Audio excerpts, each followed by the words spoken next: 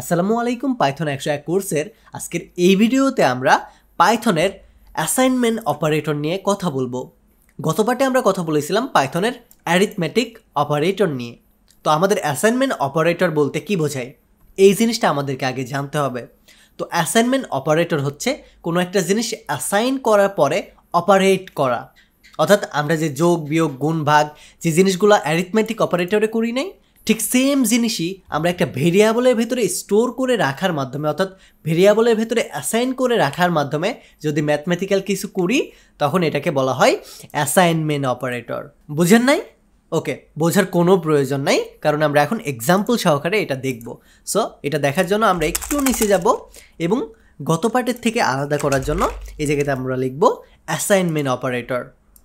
ওকে, এটাকে just copy করে paste করে দিব।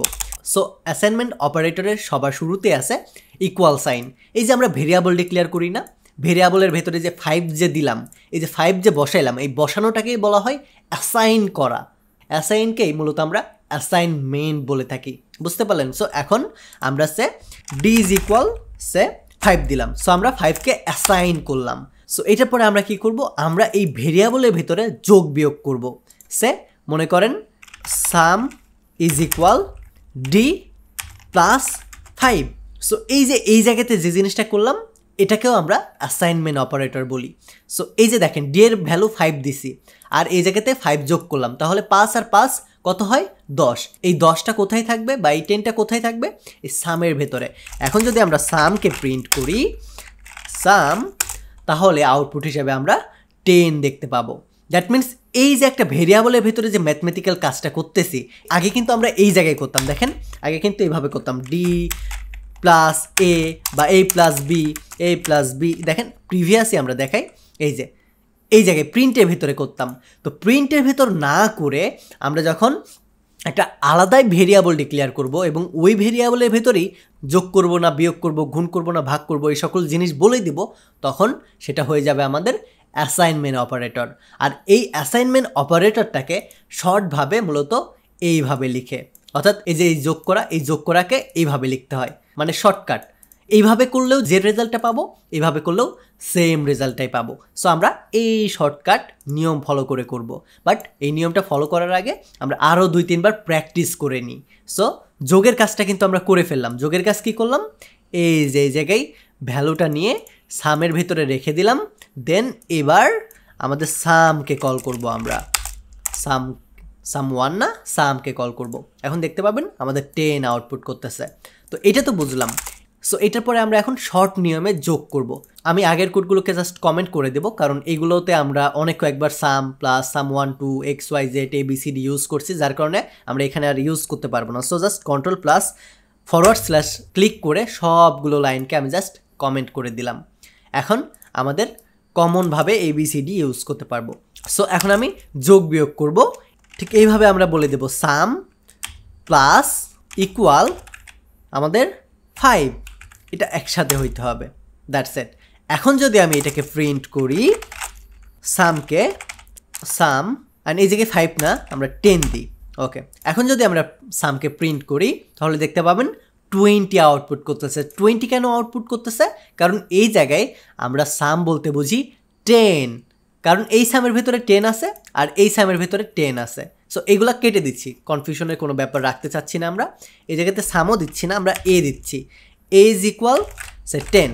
দেন এটার পরে আমরা এই জায়গাতে একে কল করব। সো এর ভ্যালু বর্তমান 10 আছে, 10-এর সাথে আমরা আরও 10 যোগ করলাম, তাহলে এখন আমাদের এর ভ্যালুটা কত হবে দেখতে পাবেন। এখন আমাদের এর ভ্যালুটা 20 হবে। 20 কেন হলো? কারণ এই জায়গাতে আমরা যোগ করছি, এই যে যোগ করার শর্ট নিয়মটা আমরা লিখছি। সো এই যোগটা কিন্তু আমরা চাইলে এইভাবেও করতে পারতাম। এই জায়গাতে বি নামে একটা ভেরিয়েবল, নতুন ভেরিয়েবল তৈরি করতাম, আর এই জায়গাতে এ প্লাস 10 এইভাবে করতে পারতাম। এখন যদি আমরা বিকে আউটপুট করি তাহলেও কিন্তু সেম আউটপুটটাই আমাদের দিবে, 20 আউটপুট করতেছে। সো এই জায়গাতে আমাদের সরাসরি একে কল করে দিয়ে আমরা যোগটা করতেছি। সো এখন আমাদের আর নতুন কোনো ভেরিয়েবল ডিক্লেয়ার করতে হবে না যখন আমরা শর্টভাবে লিখব বা শর্টভাবে যোগ বিয়োগ বা অ্যাসাইন করব। সো তখন সরাসরি একে কল করব, এরপরে প্লাস ইকুয়াল, এরপরে আমরা কত যোগ করব? 10 20 30 40 না 50। সো এবার 50 দেব। এখন যদি আমি একে কল করি তাহলে দেখতে পাবেন এটার ভ্যালুটা হবে 60 বা 60, কারণ 50 আর 10 যোগ করলে হয় 60। ওকে, আমরা যোগ করা শিখে গেলাম, এখন আমরা বিয়োগ করব। তো বিয়োগ কিভাবে করব? ঠিক সেমভাবে আমরা এইভাবেও বিয়োগ করতে পারি, এটা হচ্ছে আমাদের আগের নিয়ম। আর আমরা শর্টভাবে এই যে আমাদের যে ইকুয়াল সাইন আছে, ইকুয়াল সাইনের আগে জাস্ট আমাদের মাইনাসটা দিতে হবে, তাহলেই কিন্তু আমাদের হয়ে যাবে। সো এখন আমরা কি করব, আমাদের এ কে আবারও কল করব, এ এবার মাইনাস করব। সো এ মাইনাস করব, দেন ইকুয়াল কত মাইনাস করব, আমাদের এই যে ভ্যালুটা আছে এর ভ্যালুটা আমরা কত মাইনাস করতে চাই 60 থেকে। সো আমরা 60 থেকে 40 মাইনাস করতে চাই। এখন অনেকে আবার বলতে পারেন এর ভ্যালু 60 হইলো কীভাবে? তো এই যে এই জায়গায় 10, এই জায়গায় 50, দুইটা যোগ করে তো 60 হলো না, এই জায়গায় আমরা আউটপুট করলাম এই যে 60। সো এখন 60 থেকে আমরা 40 বিয়োগ দিতে চাই। সো এখন যদি আমি এটাকে রান করি, আমরা প্রিন্ট করি নাই, পরে আর প্রিন্ট করতে হবে এ। এখন যদি আমি এটাকে রান করি তাহলে দেখতে পাবেন 20 আউটপুট করতেছে। 20 কেন?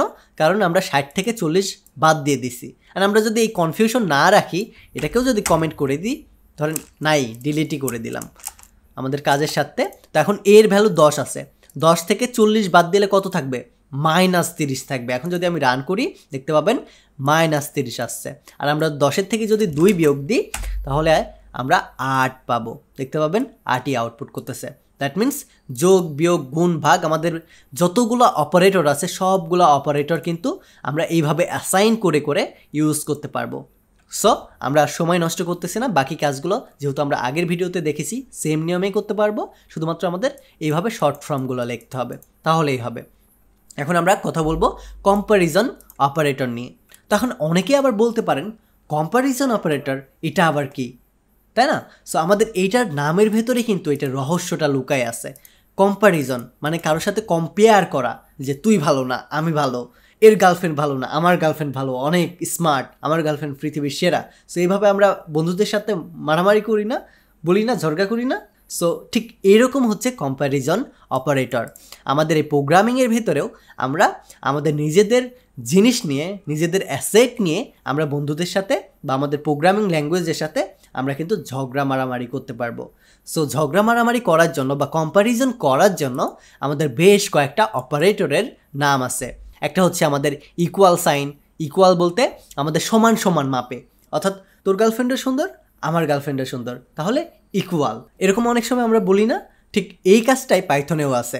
ইকুয়াল বলতে এই জায়গাতে আরেকটা ভিন্ন জিনিস, এটা হচ্ছে ইকুয়াল যখন আমরা ইউজ করব তখন আমরা একটা ইকুয়াল কিন্তু দিতে পারবো না, কারণ আমরা জানি যখন আমরা পাইথনে একটা ইকুয়াল দিই তখন একটা ইকুয়ালের মাধ্যমে আমরা ভেরিয়েবল ডিক্লেয়ার করি, যেমন এ ইকুয়াল ইজ 10, এটা একটা ভেরিয়েবল হয়ে গেল। সো আমাদের যেন ভেরিয়েবল না হয় এইটার জন্য আমাদেরকে ইকুয়াল প্রমাণ করতে, অর্থাৎ তুই আর আমি সমান, সমান সমান। সো সমান সমান বোঝানোর জন্য আমাদের ডাবল ইকুয়াল ইউজ করতে হয়। সো এখন যদি আমরা কারোর সাথে কম্পেয়ার করি, ধরো এক্স ওয়াইয়ের সমান, তাহলে কি বলবো? X double equal Y, that's it, simple. এই যে এই জায়গায় বলেই দিছে এক্স আর ওয়াই সমান। সো আমি যদি ট্রাইটে যাই তাহলে দেখতে পাবেন এই যে প্রিন্ট করতেছে X is double equal Y. এটা কি ট্রু নাকি ফলস? এই জায়গায় বলতেছে ফলস। ফলস কেন হলো? কারণ এক্সের ভ্যালু হচ্ছে 5, ওয়াইয়ের ভ্যালু হচ্ছে 3।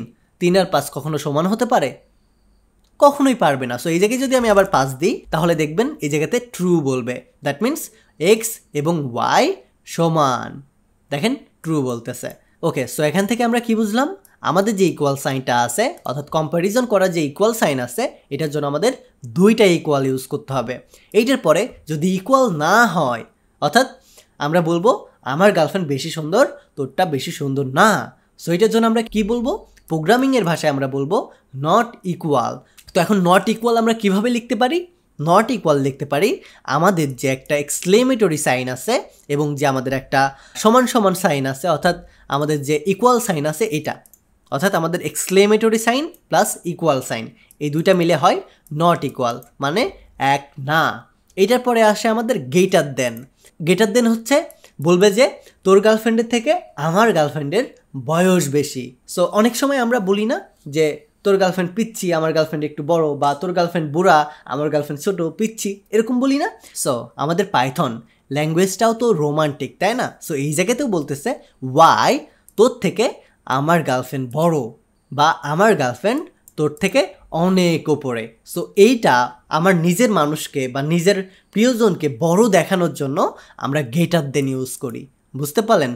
আর যদি কোনো কারণে আমরা মনে হয় যে না আমরা অনেক বড় দেখাতে দেখাতে নিজেরা অহংকারী হয়ে যাচ্ছি, তখন নিজেদেরকে ছোট দেখানোর জন্য আমরা তখন বলে দিতে পারি যে ওয়াই তোমার রাগ করার কিছু নাই, আমি অহংকারী মানুষ না, ওয়াই তুমি বড় আমি ছোট।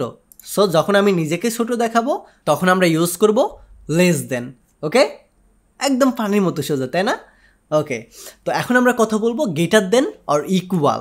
অর্থাৎ এবার আমরা বলবো যে দোস্ত, যেহেতু আমরা দুইজন ভাই ভাই, আমাদের ঝগড়া মারামারি করে লাভ নাই, চল আমরা দুইজন গ্রেটার দেন অর ইকুয়াল হয়ে যাই। অর্থাৎ হয় বড় হবে অথবা সমান হবে, আমরা মারামারি করার দরকার নাই।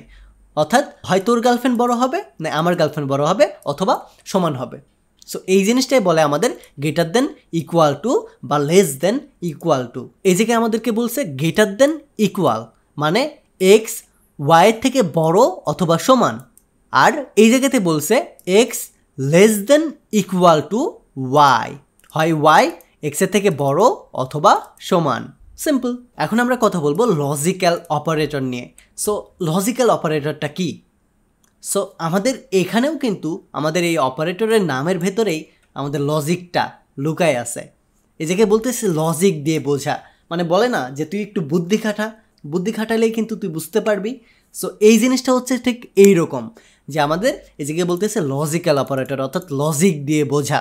সো আমাদের লজিক্যাল অপারেটরটা মেইনলি কন্ডিশনাল স্টেটমেন্ট দেওয়ার সময় ইউজ হয়। যেমন অ্যান্ড বলবে এক্স এবং ওয়াই, অর্থাৎ এক্স গার্লফ্রেন্ড এবং ওয়াই গার্লফ্রেন্ড দুইজনই এক জায়গায় এসো। সো এক্স এবং ওয়াই, দেখেন এই যে এক্স এবং ওয়াই। সো এইভাবে দুইটাকে যদি আমরা এক জায়গায় আনতে চাই, অর্থাৎ দুইটা ভ্যালুকে যদি আমরা একটা স্টেটমেন্টের আন্ডারে আনতে চাই, তখন আমরা ইউজ করব অ্যান্ড। আর যদি আমরা দুইটাকে একসাথে আনতে না চাই, তাহলে আমরা ইউজ করব অর। অর্থাৎ এখন আমাদের অ্যান্ড আর হবে না, এখানে বলবে হয় তুমি হবা নাই আমি হব, অর বলতে অথবা। ওকে, অ্যান্ড এইটার পরে আমাদের আছে নট অপারেটর, যেটা মূলত আমাদের যে রেজাল্টটা আছে এই রেজাল্টটাকে রিভার্স করে দেয় এবং ফলস রিটার্ন করে। এবং আমাদের যদি ফলস অ্যান্সার হয় তাহলে রিটার্ন করে ট্রু। অর্থাৎ আমাদের রেজাল্ট যদি ট্রু হয় তাহলে ফলস করে দিবে, অর্থাৎ রিভার্স করে দেওয়াই হচ্ছে নট অপারেটরের কাজ।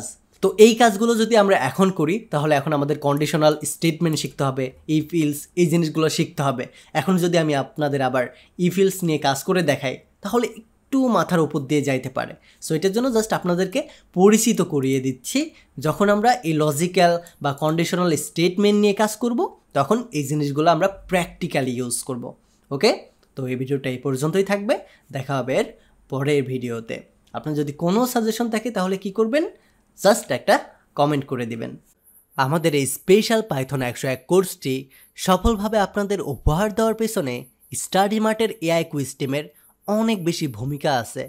আপনি যদি data science, machine learning, cloud computing এবং এ ধরনের সিকিউর ক্যারিয়ার পাইথনের ওপর বিল্ড করতে চান, তাহলে aiQuest is the best solution.